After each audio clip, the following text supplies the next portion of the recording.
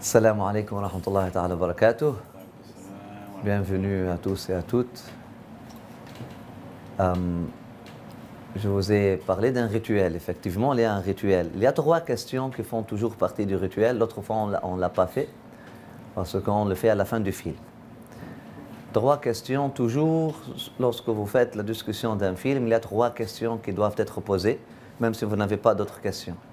La première question du rituel, c'est un rituel, c'est un art. Il faut respecter l'art. C'est un art, la discussion des films. C'est un art qui était là depuis le début du cinéma.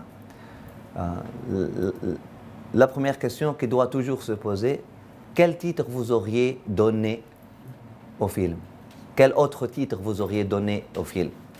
Et pourquoi? La deuxième question serait, donnez-nous le résumé dans votre langue du film. Là, aujourd'hui, vous allez donner les résumés de tout le film donc je vais demander à quelqu'un qui a regardé tout le film de nous donner le résumé dans sa langue. Qu'est-ce que vous avez vu?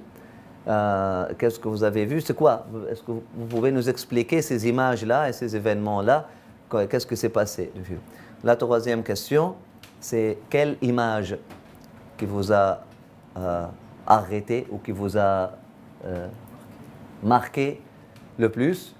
Quelle image? Et on parle vraiment de l'art là, on parle de l'image, on parle de la scène. Quelle scène ou quelle image? On dit image ou scène. Quelle scène vous a marqué le plus? Puis vous a touché le plus, vous a marqué le plus et pourquoi? Donc il y a des gens, c'est une scène parce que c'est vraiment très, très émotionnel ou parce que l'angle de caméra était très bien pris, etc., etc. Ce sont les 3 questions à chaque fois que vous faites la discussion de n'importe quel film. Il faut les poser, les 3 questions. Après ça, vous posez la 4e question. Est-ce que vous avez des choses que vous n'avez pas compris dans le film? Elle est facultative, cette question-là, barakallahu fikum habibi, parce que souvent, lorsqu'on fait le résumé, on comprend tout. L'ordre de ces questions-là n'est pas anodin, mais aussi n'est pas nécessaire. Vous pouvez respecter l'ordre comme vous pouvez ne pas respecter l'ordre. On va respecter l'ordre pour cette fois-ci. Je vais commencer par la question la plus que j'aime le plus. Quel autre titre vous auriez donné au film? C'était quoi le titre initial, s'il vous plaît? Le titre était Mohammed, messager de Dieu. C'est ça? Mohammed, le messager de Dieu. Quel autre titre auriez-vous donné au film? Bismillah, allez-y. Et puis, suivez-moi en ligne.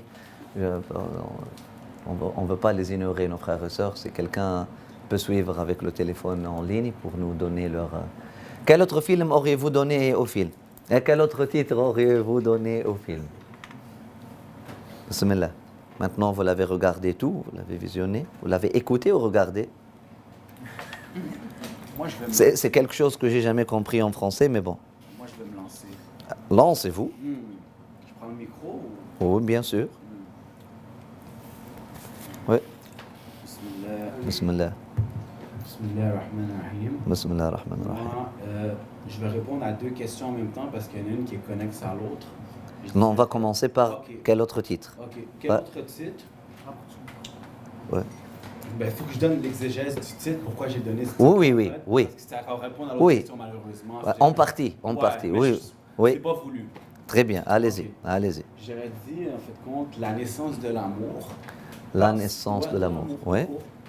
Parce que moi, la scène qui m'a plus marqué, c'est quand il a parlé au monsieur, en fait, alayhi salatu wa salam, puis il a su donner, en fait... le monsieur qui voulait enterrer sa fille vivante. Le monsieur qui voulait enterrer sa fille vivante. Qui aurait pu... Rahmatan al-alamin. Comment auriez-vous traduit ça? Amour pour tout le monde.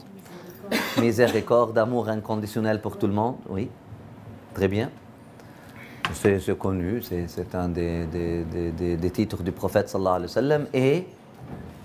Et dans ce film-là, on peut voir ça.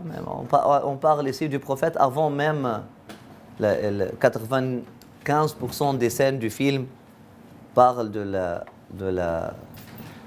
la vie du prophète avant de son enfance, avant la révélation, avant le wahy, avant la révélation du Coran.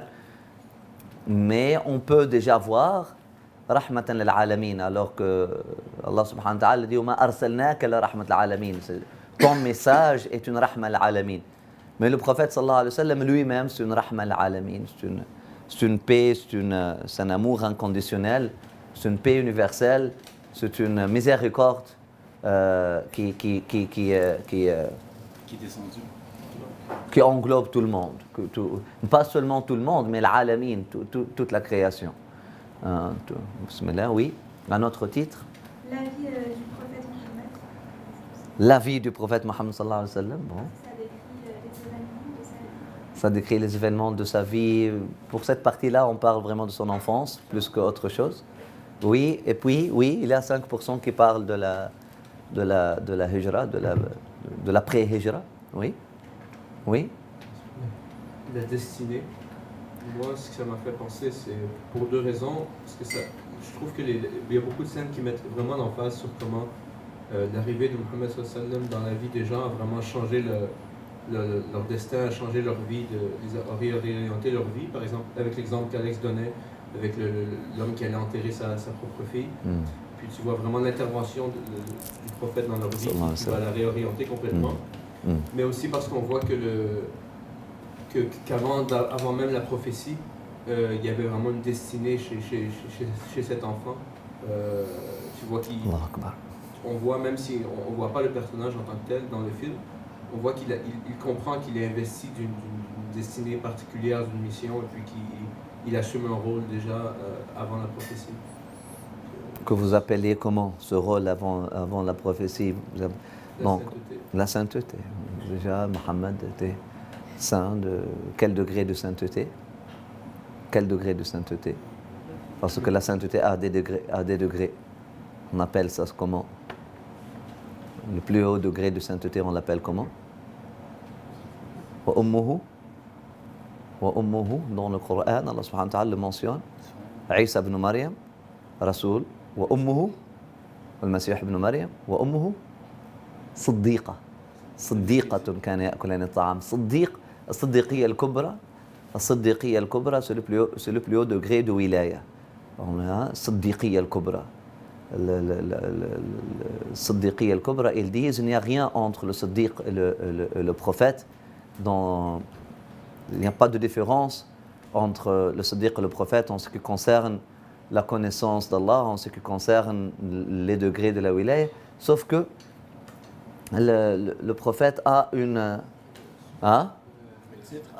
révélation à travers l'ange Jibril, vraiment quelque chose comme ça, alors que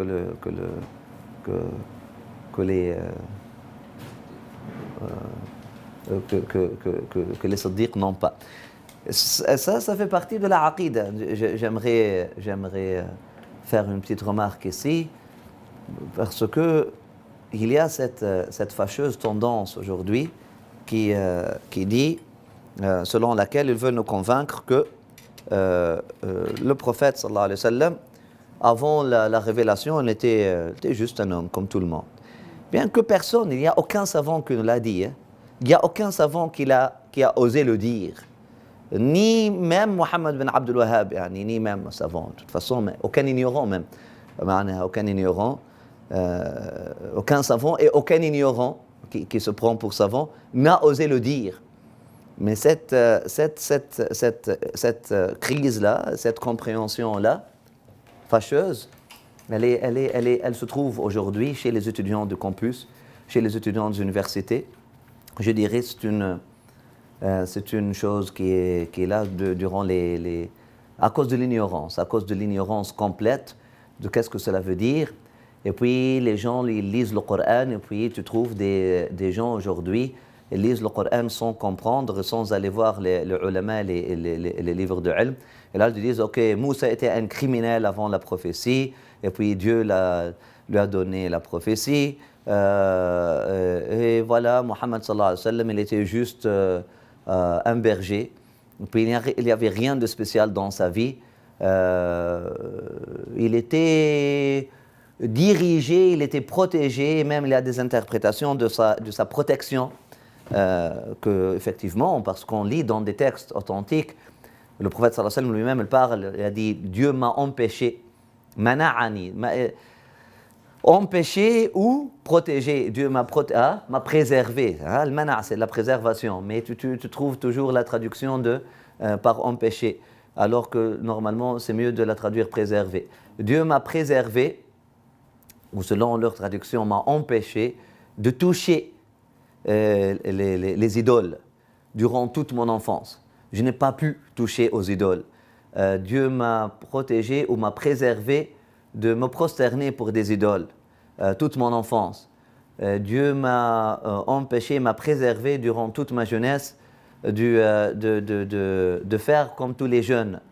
Et puis tu trouves ces deux narrations que voilà, une fois j'ai voulu aller à un mariage, à une fête de mariage, et faire comme les jeunes de Quraysh font, mais Dieu m'a donné le sommeil 2 fois de suite, donc j'ai pas pu vraiment atteindre, j'ai pas pu aller au mariage, à la fête de mariage.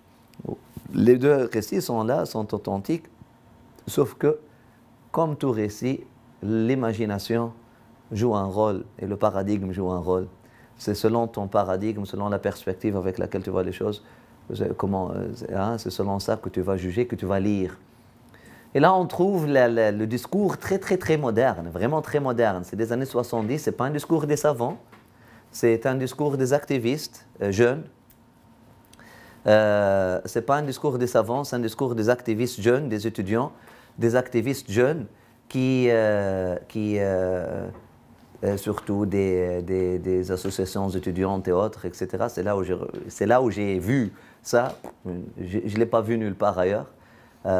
Mais ils ont ça comme, voilà, le prophète, il voulait aller boire du vin et danser comme les jeunes, pourquoi pas faire affaire avec des femmes, etc. Sauf que Dieu l'a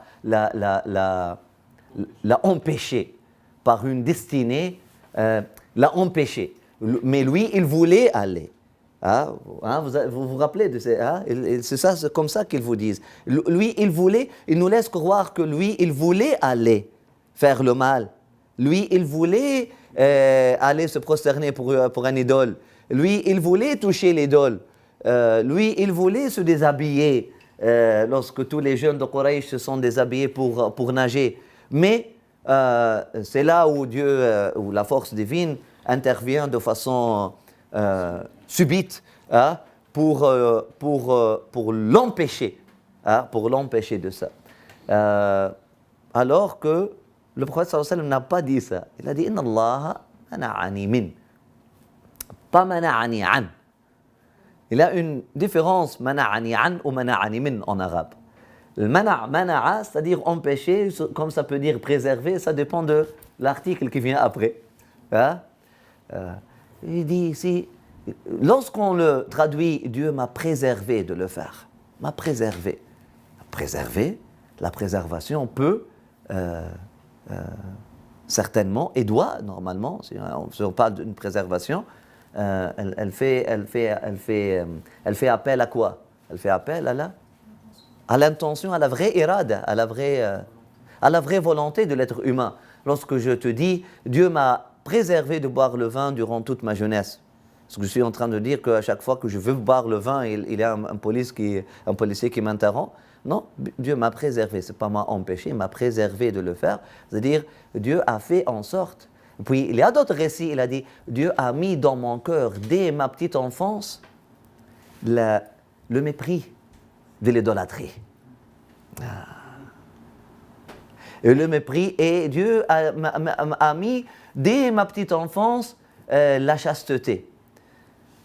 Dans le Coran, est-ce qu'il y a, comme nous avons dit l'autre fois, est-ce que dans le Coran, est-ce que nous avons des preuves pour ça? Oui. Pour notre théorie, que cette analyse, alhamdoulilah, Dieu merci, il n'y a pas un seul savant, même les ignorants qui se prennent pour savants, il n'y a aucun qui nous l'a dit. Mais il y a un discours activiste, ignorant, que les dit beaucoup. Vous pouvez me poser la question, je me la pose à votre place. Pourquoi? Pourquoi les les activistes jeunes préfèrent ce discours que le prophète sallallahu alayhi wa sallam est un homme comme tous les hommes, il avait des instincts, etc., sauf que Dieu l'a empêché. Oui, allez-y. J'avais une question juste avant. Ouais, on va aller. Oui, juste réponse à cette question-là, après ça je vais à votre question. Tout de suite, oui. Pour ne pas briser la chaîne, oui. C'est comme si les gens projettent leur propre manière d'être sur le prophète sallallahu alayhi wa sallam, et donc c'est plus proche, pour eux plus atteignable, et plus rassurant de penser ça de lui. C'est ça, vouloir, on trouve ça surtout dans la sira de Tariq Ramadan, et puis dans cette approche-là, bien que lui, il ne l'a pas dit de cette façon-là, mais on trouve cette approche qu'ils disent, ça va encourager. Imaginez les prophètes comme des êtres humains, comme tout le monde. Même après la prophétie, d'ailleurs, ils disent que les prophètes n'étaient pas infaillibles, etc. Et que dire avant la prophétie? Et puis, se focaliser sur les péchés des prophètes avant la prophétie, les fautes que les prophètes ont fait avant la prophétie, etc. Et puis, ils disent... ils prennent un discours, voilà, parce que ça va donner espoir, parce que nous sommes des êtres humains, Dieu a envoyé des êtres humains comme nous, afin qu'ils puissent commettre des fautes, etc., et nous montrer le chemin de repentir.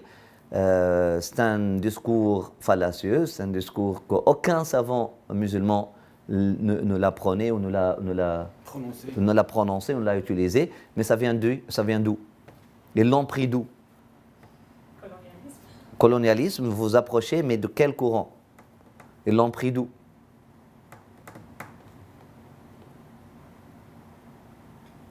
Ils l'ont pris de l'évangélisme. L'évangélisme moderne, donc les mouvements évangélistes et baptistes modernes, même vous voyez les films que les évangélistes ont fait du Christ, hein? La passion du Christ, etc. Les films que les évangélistes ont fait, les Américains, ce sont des évangélistes, hein? Ce sont des protestants, ce sont des évangélistes. Ils ont fait du Christ, c'est l'être humain qui n'est pas infaillible, qui peut faire des fautes, etc. etc. Donc pour comprendre cette pensée-là, elle est vraiment très moderne. C'est une pensée qui a voulu réconcilier entre la modernité et la religion deux choses qui ne sont jamais réconciliables. Jamais. La modernité comme philosophie et la religion ne peuvent jamais être réconciliables. Je ne parle pas de la modernité, avoir une voiture, monter l'avion. Je parle de la modernité comme la philosophie moderne. Il faut aller voir qu'est-ce que cela veut dire philosophie moderne dans le dictionnaire. Vous allez voir qu'est-ce que cela veut dire philosophie moderne et philosophie postmoderne. La philosophie moderne et la philosophie postmoderne ne sont jamais réconciliables avec la religion. Pourquoi ? Parce que déjà, il commence par un postulat, il commence par un paradigme qui met à l'écart l'intervention divine. De toute façon, vous pouvez aller faire une recherche sur ça, vous pouvez étudier, entre autres, René Guénon sur ça, il vous donne quelque chose sur ça. Ben, la ilaha illallah Muhammad Rasulullah sallallahu alayhi wa sallam, avant de vous venir, on a dit, ces jeunes-là l'ont pris de là.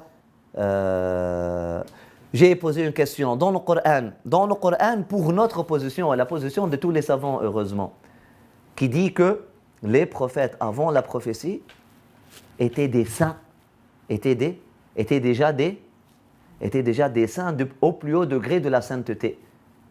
Dans le Coran, on trouve ça où?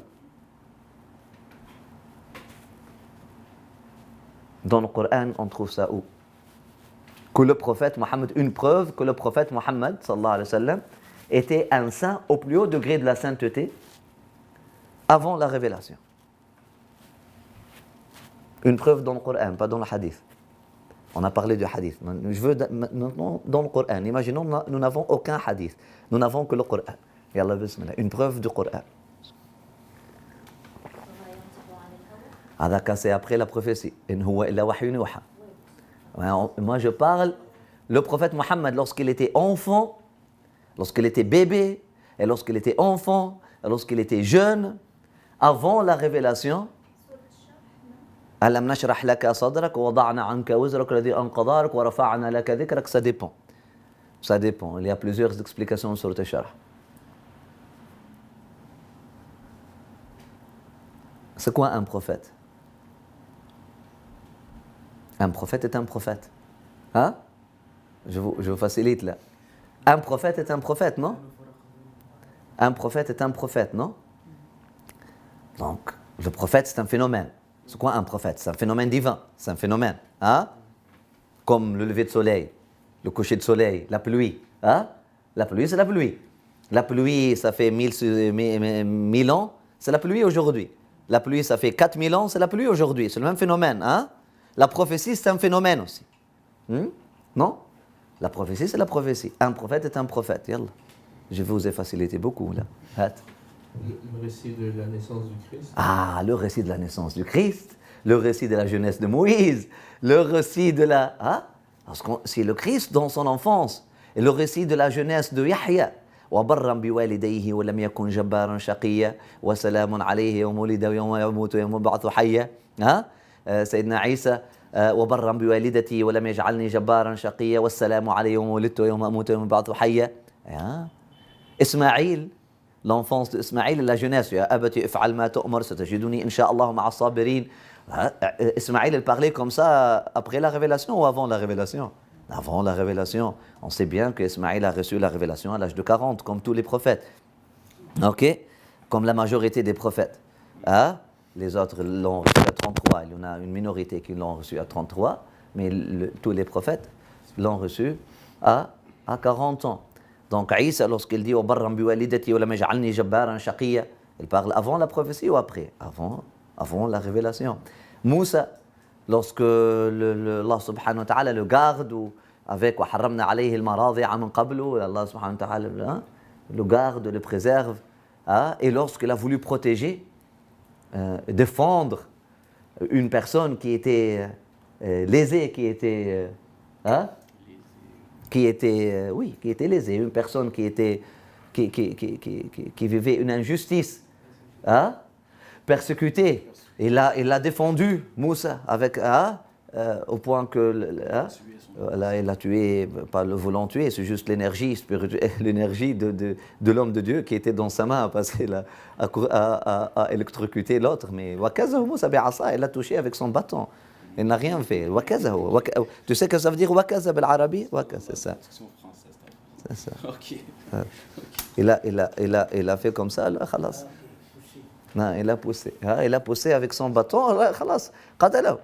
C'est pas avec un couteau, ou avec un sabre ou quoi que ce soit. Même s'il l'avait fait avec couteau ou sabre, il était en train de défendre une personne. Donc ce n'est pas vraiment un crime ou quoi que ce soit. Donc Moussa qui défend les persécutés, Moïse qui défend les persécutés, Jésus qui protège les lépreux et puis qui guérit les malades, Marie qui était aussi une sainte au plus haut degré de la sainteté, ou une prophète selon deux narrations, selon deux théories islamiques authentiques.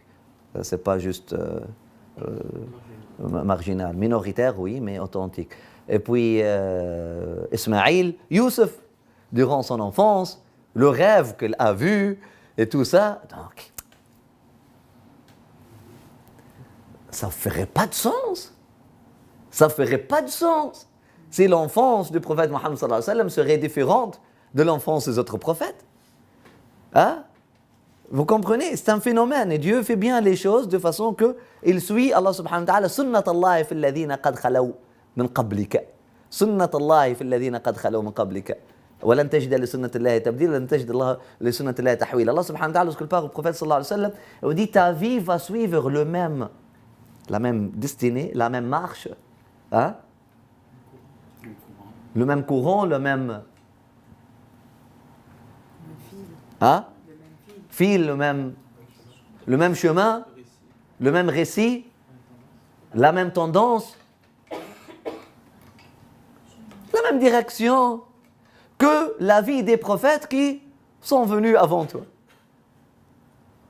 Allah subhanahu wa ta'ala répète ce verset plusieurs fois dans le Coran, même après la prophétie. وما من نبي إلا إذا تمنى ألقى الله في أمنيته فيرزق الله ما يلقي الشيطان. Subhanallah. À chaque fois qu'un prophète désire la guidance ou la guidée de quelqu'un, ardemment, hein, il va trouver que Shaitan va vraiment se concentrer sur cette personne que le prophète vraiment désire de la guider avec tout son cœur, hein, pour vraiment saboter, hein, saboter, pour saboter l'énergie prophétique, etc. Mais Allah subhanahu wa ta'ala, après ça, Allah subhanahu wa ta'ala, il va abroger qu'est-ce que Shaitan a envoyé de ses mauvaises pensées dans les têtes des disciples de ce prophète. Hein? Après ça, il va yuhkimullahu ayat, et Allah subhanahu wa ta'ala va faire de ces apôtres-là, de ces compagnons-là, des signes clairs qui sont muhkam, qui sont bien protégés. Hein? C'est comme ça qu'il faut comprendre le verset. Et l'autre verset, Sunnat alladhina qad khalaw min qablika min rusulina. أقم الصلاة لدلوك الشمس إلى غسق الليل وقرآن الفجر إن قرآن الفجر كان مشهودا, etc. La même chose, même ta ibada, même le rythme des jours et des nuits d'un prophète, la vie, les épreuves aussi. À chaque fois qu'un prophète commence à faire la da'wa, ils ont